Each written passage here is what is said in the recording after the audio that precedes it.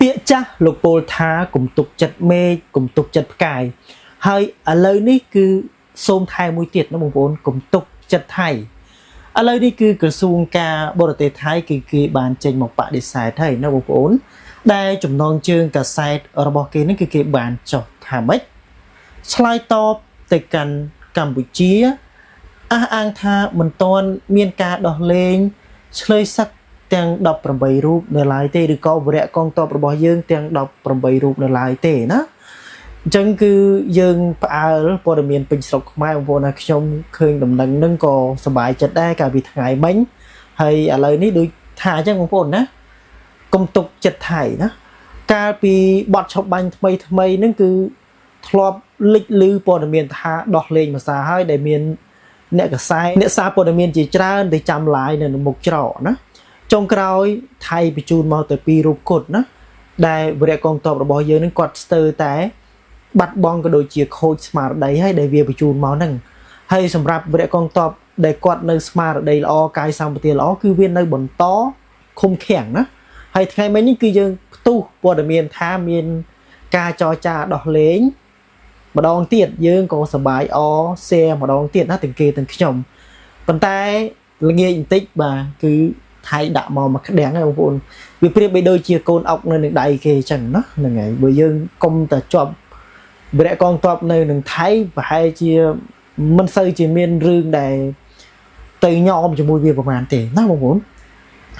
ឡូវយើងចង់ដឹងព័ត៌មានលម្អិតពីក្រសួងការបរទេសថៃម្នាក់នេះហើយនឹងតើកិច្ចប្រជុំរបស់ថៃ4ប្រទេសជាមួយកម្ពុជាម៉ាឡេស៊ីថៃហើយតំណាងពីសហរដ្ឋអាមេរិកហ្នឹងតើក្រសួងការបរទេសថៃគេបញ្ចេញព័ត៌មានបែបណាទៅកាន់កាសែតរបស់គេយើងទៅប្រែលម្អិតទាំងអស់គ្នា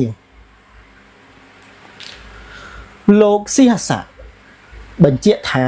ថៃមិនទាន់ដោះលែងឆ្លើយសឹកទាំង18នាក់នៅឡើយទេដោយចង្អុលបង្ហាញថាត្រូវតែអនុវត្តតាមកិច្ចព្រមព្រៀងជាមុនសិនណាអញ្ចឹងខ្ញុំខ្លាចថាកិច្ចព្រមព្រៀងក៏ដូចជាលក្ខខណ្ឌដែលថៃដាក់មកវាច្រើនវាពិបាកទទួលយកបងប្អូនហ្នឹងហើយវាមិនមែនជាលក្ខខណ្ឌដែលងាយស្រួលនៅក្នុងការទទួលយកបើលក្ខខណ្ឌចេញមកវា win win គេថាគេឈ្នះទាំងអស់គ្នាល្អទាំងអស់គ្នាមិនអីទេប៉ុន្តែខ្លាចវាដាក់មកវាស៊ីព្រៀបយកព្រៀបលើយើងពេកអាហ្នឹងវាពិបាកលោកស៊ីហាសាភួងកែតកែវរដ្ឋមន្ត្រីការបរទេសបានថ្លែងអំពីលទ្ធផលនៃការពិភាក្សាចំនួន4ភាគីរវាងម៉ាឡេស៊ីសហរដ្ឋអាមេរិកថៃនិងកម្ពុជាកាលពីម្សិលមិញថ្ងៃទី17ខែតុលាឆ្នាំ2025ក្នុងកំឡុងពេលទស្សនកិច្ចទៅកាន់ប្រទេសម៉ាឡេស៊ីថាអ្វីដែលយើងបានព្យាយាមចរចាការពិភាក្សាគឺការរៀបចំឯកសារដែលបច្ចុប្បន្នត្រូវបានគេហៅថាសេចក្តីប្រកាសស្តីពីទំនាក់ទំនងថៃកម្ពុជាដែលមានការកំណត់ទិសដៅនៃការដោះស្រាយបញ្ហាផ្សេងៗរវាងប្រទេសទាំងពីរដែលនឹងនាំទៅដល់ការកែលម្អនិងស្ដារទំនាក់ទំនងឡើងវិញណាចាំមើលមានក្អកខ្លាយខ្លះបងប្អូនកុំប្រកាន់ណាហ្នឹងហើយហើយទៀតបងប្អូនកុំភ្លេចជួយ Subscribe Channel មួយផងដើម្បីទទួលបានព័ត៌មានដែលខ្ញុំប្រែចេញពីកាសែតផ្លូវការប្រទេសថៃ direct តែម្ដងណាហ្នឹងហើយដែលការពិភាក្សានោះបានប្រព្រឹត្តទៅដោយភាពម៉ឺងម៉ាត់ត្រង់ទៅត្រង់មកនឹងមានភាពរីកចម្រើនលើចំណុចសំខាន់ដែលលោកអនុធានឆានវីរគូលនាយករដ្ឋមន្ត្រីនិងជារដ្ឋមន្ត្រីក្រសួងមហាផ្ទៃបានគូសបញ្ជាក់ថាអញ្ចឹងគាត់ទៅគេហៅថាគេតំណាងឲ្យថៃហើយក៏មានកិច្ចផ្ដែផ្ដាំពីនាយករដ្ឋមន្ត្រីថ្មីខ្លះដែរណាលោកអនុធានឆានវីរគូលហ្នឹងសម្រាប់ប្រទេសថៃយើងផ្ដល់អាទិភាពលើ4ចំណុចដើម្បីឲ្យស្ថានភាពវិលទៅរកភាពប្រក្រតីវិញគឺការដកអាវុធធុនធ្ងន់និងការដោះមីននៅតាមតំបន់ព្រំដែនណាអានេះជាលក្ខខណ្ឌដែលថៃដាក់មកឲ្យយើងប៉ុន្តែសួរថាថៃធ្វើបានខ្លួនឯងធ្វើបានដែរអត់ណាការបង្ក្រាបបទឧក្រិដ្ឋឆ្លងដែនគឺជាបញ្ហាមួយដែលមនុស្សគ្រប់គ្នាបានចាប់អារម្មណ៍ហើយប្រទេសថៃពិតជាមានភាពម៉ឺងម៉ាត់លើរឿងនេះ ក៏ដូចជាការដោះស្រាយបញ្ហាការរំលោភបំពានតាមខ្សែបន្ទាត់ព្រំដែនអានេះជាលក្ខខណ្ឌដែលថៃដាក់មកឲ្យយើងបងប្អូនតាមរយៈការពិភាក្សារវាងថៃនិងកម្ពុជាមានភាពរីកចម្រើនហើយបានឯកភាពគ្នាលើបញ្ហាការដកកងកម្លាំងនិងការប្រមូលយកមីនដោយក្នុងថ្ងៃទី20និង21ខែតុលាខាងមុខនេះនឹងមានកិច្ចប្រជុំរបស់គណៈកម្មាធិការព្រំដែនទូតថៃកម្ពុជា GBC ដែលនឹងមានការពិភាក្សាលម្អិតអំពីផែនការងារនិងរឿងការដកកងកម្លាំងនិងការប្រមូលយកមានថានឹងត្រូវអនុវត្តយ៉ាងម៉ឺងម៉ាត់រួមទាំងរឿងការបង្ក្រាបបទឧក្រិដ្ឋឆ្លងដែននិងការរុករានចូលព្រំដែនដែលភាគីថៃបានសង្កត់ធ្ងន់ថាត្រូវតែដោះស្រាយដោយសន្តិវិធីនិងម៉ឺងម៉ាត់ដូច្នេះ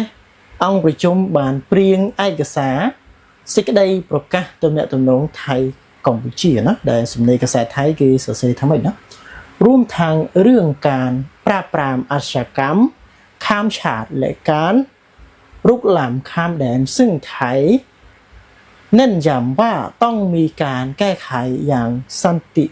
วิธีนะยังไงสันติวิธีและจริงจังดังนั้นที่ประชุมจึงมีการ ร่างเอกสารคำประกาศความสัมพันธ์ไทยกัมพูชาទន្ទឹមនឹងនេះយើងចង់ឲ្យវាទៅហួសពីនោះទៀតថាតើក្នុងសេចក្តីលម្អិតក្នុងសេចក្តីលម្អិតត្រូវអនុវត្តដូចម្ដេចហើយត្រូវតែមានទំនុកចិត្តថាកិច្ចព្រមព្រៀងនឹងត្រូវបានអនុវត្តអញ្ចឹងវាមិនចេះតែលេងស្រួលទេបងប្អូនណាវរៈកងទ័ពនៅក្នុងដៃរបស់ចៅសៀមនឹងវាដាក់លក្ខខណ្ឌវាថាយកពួកគាត់មកដាក់សម្ពាធមកលើយើងអញ្ចឹងណាហ្នឹងហើយយើងក៏បើសិនជាមិនមានជាប់ឆ្លើយសឹកឬក៏វរៈកងទ័ពយើងទៅនឹងថៃទេប្រហែលជាមិនសូវមានរឿងអីដែលយើងត្រូវបារម្ភច្រើនណាបងប្អូនព្រោះឥឡូវហ្នឹងគឺគិតមកដល់ថ្ងៃនេះដូចជាក្រសួងការពារជាតិប្រហែលដូចជាលើសពី80ថ្ងៃឯណាបងប្អូនច្រើនថ្ងៃមែនទេណាដើម្បីឲ្យមានភាពច្បាស់លាស់ក្នុងការអនុវត្តរួមគ្នាបើមិនដូច្នេះទេវានឹងគ្រាន់តែជាការព្រមព្រៀងលើគោលការណ៍តែប៉ុណ្ណោះចំណែកឯរឿងការដោះលែងឆ្លើយសឹកកម្ពុជា18នាក់បាទនេះគឺជាចំណុចក្តៅប្រធានបទក្តៅតើមានការនិយាយក្នុងកិច្ចពិភាក្សា4ភាគីដែរឬទេលោកស៊ីហាសាបានថ្លែងថាយើងចង់កសាងទំនុកចិត្តនៅក្នុងទំនាក់ទំនងជាមួយកម្ពុជាចឹងយើងសង្ឃឹមថាការផ្សះផ្សាមួយនឹងវាល្អប្រសើរលើកវិញទៅចុះណាបងប្អូនហ្នឹងហើយប៉ុន្តែយើងនៅតែពាក្យការកុំប្រើផលិតផលរបស់សៀមណាបងប្អូនកុំឲ្យវាបានចិត្តទៀតប៉ុន្តែនៅក្នុងឯកសារប្រកាសពេលនេះបានបញ្ជាក់ថាត្រូវតែមានការអនុវត្តតាមកិច្ចព្រមព្រៀងជាមុនសិនណាបងប្អូនមិនមែនគេចេះតែឲ្យចេញមកស្រួលដូចយើង share ព្រមព្រៀងទៅទេណាបងប្អូនវាដាក់លក្ខខណ្ឌកិច្ចព្រមព្រៀងអីច្រើនណាទើបភាគីថៃនឹងពិចារណារឿងការដោះលែងឆ្លើយសឹកហើយគិតថាវាក៏ស្របតាមគោលនយោបាយដែលនាយករដ្ឋមន្ត្រីបានផ្ដល់ផងដែរអញ្ចឹងគេមានអនុទាននៅពីក្រោយខ្នងហ្នឹងបងប្អូនដូចជាប្រៀបនាំសាររបស់អនុទានទៅអញ្ចឹងសរុបមកយើងបានឯកភាពគ្នាក្នុងឯកសារហើយត្រូវពិនិត្យមើលថាតើនឹងត្រូវអនុវត្តយ៉ាងលម្អិតបែបណាដែលនឹងមានកិច្ចប្រជុំ GBC នៅថ្ងៃទី20និង21ខែតុលានេះលោកសៀសសាបានថ្លែងថាបន្ទាប់ពីនោះរដ្ឋមន្ត្រីការពារជាតិទាំងសងខាងនឹងត្រូវមកទទួលស្គាល់ឯកសារដើម្បីដាក់ចូលទៅក្នុងដំណើរការផ្ទៃក្នុងរបស់ថៃគឺរាយការណ៍ជូនអង្គប្រជុំគណៈរដ្ឋមន្ត្រីនៅពេលត្រូវបានសួរថាតើមកទល់ពេលនេះមិនទាន់មានការដោះលែងឆ្លើយសឹកកម្ពុជាទាំង18នាក់ដោយ ការសម្ភាសរបស់លោកប្រាក់សុខុនរដ្ឋមន្ត្រីការបរទេសកម្ពុជាតាមរយៈកាសែតខ្មែរថាមទេមែនទេលោកសៀស័កបានបញ្ជាក់ថាអញ្ចឹងវាតាមព័ត៌មានយើងស្អិតណាស់ដែរណាបងប្អូនណាវាដឹងអំពីប៉ោះទូកយើងសម្ភាសលោកពូប្រាក់សុខុនណាហ្នឹងហើយឬក៏អាដាមប្រាក់សុខុនដែលគាត់គឺជារដ្ឋមន្ត្រីក្រសួងការបរទេសយើងដែរអញ្ចឹងយើងចេញអីទៅភ្លាមក៏វាចាប់បានណាព័ត៌មានខ្មែរយើងមិនវាចេញអីភ្លាមណាក៏យើងចាប់បានណាហើយបងប្អូនតាមដាន channel ខ្ញុំទៅក៏ខ្ញុំប្រែព័ត៌មានសំខាន់ពីថៃវាតបតមកយើងវិញបែបម៉េចអីអាហ្នឹងគឺខ្ញុំប្រែ direct ជូនបងប្អូនដូចគ្នាណារឿងការដោះលែងឆ្លើយសឹកគឺមាននៅក្នុងឯកសារប្រកាសប៉ុន្តែមាននីតិវិធីណាអញ្ចឹងយើងលើករឿងនឹងយកទៅដោះស្រាយបញ្ហាដែរប៉ុន្តែថៃគេមាននីតិវិធីឲ្យយើងនៅក្នុងការគោរពអនុវត្តដែរណាអញ្ចឹងបានថាកុំសូវទុកចិត្តថៃណាបងប្អូនគឺចាប់ពីពេលនេះទៅតន់តែឃើញពួកគាត់18នាក់មកដល់ដីខ្មែរពឹបបានថាអូព័ត៌មាននឹងគឺពិតហើយណាបើថាគ្រាន់តែឮតែព័ត៌មានទេដូចពិបាកជឿណាបងប្អូនហ្នឹងហើយពី3ដងហើយអ្នកកសែតទៅអង្គុយចាំឡាយចុងក្រោយថៃអត់មានបញ្ជូនមកទេប្រសិនបើមានការអនុវត្តតាមនីតិវិធីហើយនោះរឿងការដោះលែងឆ្លើយសឹកក៏នឹងក្លាយជានីតិវិធីមួយក្នុងចំណោមនីតិវិធីទាំងនោះបន្ទាប់ពីនោះនឹងចាប់ផ្ដើមមើលទៅមុខថាតើត្រូវអនុវត្តវិធានការសាងទំនុកចិត្តរវាងគ្នាទៅវិញទៅមកដោយរបៀបណាចំពោះការសួរថាតើចាំបាច់ត្រូវមានការធ្វើកិច្ចព្រមព្រៀងនៅក្នុងកិច្ចប្រជុំកំពូលអាស៊ាននៅប្រទេសម៉ាឡេស៊ីដែរឬទេលោកសៀស័កបានថ្លែងថាឯកសារសេចក្តីប្រកាសទំនាក់ទំនងថៃកម្ពុជានេះគឺភាគីម៉ាឡេស៊ីនិងសហរដ្ឋអាមេរិកចង់ឲ្យមានការចុះហត្ថលេខានៅក្នុងកំឡុងពេលកិច្ចប្រជុំកំពូលអាស៊ានអញ្ចឹងបានន័យថាម៉េចអាមេរិកគឺចង់បញ្ចប់ចំនួនហ្នឹងនៅថ្ងៃប្រជុំកំពូលអាស៊ានហ្នឹងតែម្ដងណាបងប្អូនបញ្ចប់បាន 100% ក៏ជារឿងល្អដែរណាព្រោះសង្គ្រាមអត់មានបានប្រយោជន៍ទេបងប្អូនខាត់បានតែខាតបងទាំងសងខាងហ្នឹងយើងទៅចង់ឈ្នះចង់ចាញ់អ្នកនេះខ្លាំងអ្នកនោះខ្សោយវាអត់បានប្រយោជន៍ហ្នឹងហើយប៉ុន្តែបើសិនជាគេឆ្លៀនពៀនមកយើង 100% ហើយអាហ្នឹងយើងមានធ្វើម៉េចឲ្យគេហៅថាចាល់ច្រកអីបងប្អូនណាវាយវិញហើយអាហ្នឹងប៉ុន្តែបើសិនជាមានផ្លូវក៏ដូចជាប្រឡោះនៅក្នុងការចរចាគ្នាបានផ្លូវចរចាគឺជារឿងបំផុតណាទី1សុវត្ថិភាពប្រជាពលរដ្ឋទី2អាយុជីវិតវរៈកងទ័ពរបស់យើងណាហ្នឹងហើយការបាត់បង់អាយុជីវិតគឺជាការបាត់បង់មួយដែលមិនអាចវិលត្រឡប់មកវិញបានអញ្ចឹងណាហ្នឹងហើយអញ្ចឹងយើងមានការចរចាវាជារឿងដែលល្អបំផុតហើយយើងក៏អរគុណទៅដល់ប្រទេសមហាអំណាចសហរដ្ឋអាមេរិកជាពិសេសលោកប្រធានាធិបតី Donald Trump ផ្ទាល់ដែលគាត់បានចូលខ្លួននៅក្នុងការដោះស្រាយជម្លោះថៃកម្ពុជាមួយនឹង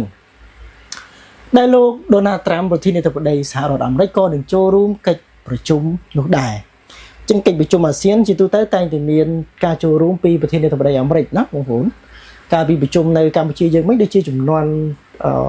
លោកបារ៉ាក់អូបាម៉ាលោក Donald Trump ដូចជាធ្លាប់មកដែរណាបងប្អូនខ្ញុំដូចជាអត់សូវច្បាស់ដែរណាបានបញ្ជាក់ថាកិច្ចចរចា4ភាគីកាលពីម្សិលមិញថ្ងៃទី17តុលាមានភាពរីកចម្រើនទៅលើឯកសារសេចក្តីប្រកាសបន្ទាប់ពីនោះនឹងមានកិច្ចប្រជុំ GBC នៅទីក្រុងកូឡាឡាំពួរដើម្បីចុះលម្អិតលើផែនការសម្រាប់អនុវត្តក្នុងប្រទេសទាំងពីរមុននឹងឈានដល់កិច្ចប្រជុំ GBC នោះការនិយាយគ្នាគឺប្រព្រឹត្តទៅបានល្អជាការនិយាយគ្នាដោយស្មោះត្រង់និងម៉ឺងម៉ាត់ដោយភាគីថៃបានបង្ហាញជំហរថាកម្ពុជាត្រូវតែមានការត្រៀមលក្ខណៈបង្ហាញភាពស្មោះត្រង់និងម៉ឺងម៉ាត់ហើយភាគីកម្ពុជាក៏បានបង្ហាញជំហរល្អដោយព្យាយាមរកច្រកដើម្បីបន្តដំណើរទៅមុខជាមួយគ្នាណាអញ្ចឹងក៏ចំណុចនេះថៃគេបានលើកឡើងថាម៉េចកម្ពុជាយើងក៏បានបង្ហាញនៅគោលជំហរល្អដែរថៃក៏បង្ហាញនៅគោលជំហរល្អអញ្ចឹងសង្គ្រាមមួយហ្នឹងវាការជំនួសមួយហ្នឹងសង្ឃឹមតែបញ្ចប់ទៅបាន 100% ហើយពិសេសនៅតំបន់នងច័ន្ទប្រជុំអាស៊ានហើយយើងសង្ឃឹមថានឹងមានការប្រជុំថ្នាក់តំបន់ណាបងប្អូនគេហៅថាព្រំដែនថ្នាក់តំបន់រវាងប្រទេសថៃនិងកម្ពុជាហើយអាចនឹងបោះបកគោព្រំដែនច្បាស់លាស់ទៅបិទបញ្ចប់អេវ៉ាំងទៅណាបងប្អូនហ្នឹងហើយកុំឲ្យប្រជាជនយើងនៅតំបន់ហ្នឹងគាត់នៅតែរ៉ាំរ៉ៃដែលថៃតែងតែមករករឿងពាត់បលាចូលដីចូលផ្ទះរបស់គាត់អញ្ចឹងណា ចឹងសម្រាប់ព័ត៌មានសំខាន់មួយនឹងមានតែប៉ុណ្្នឹងណាបងប្អូនអរគុណសម្រាប់ការតាមដានទស្សនាពីដើមរហូតមកដល់ចប់សូមអរគុណសូមគោរពលាជួបគ្នានៅវីដេអូក្រោយៗទៀត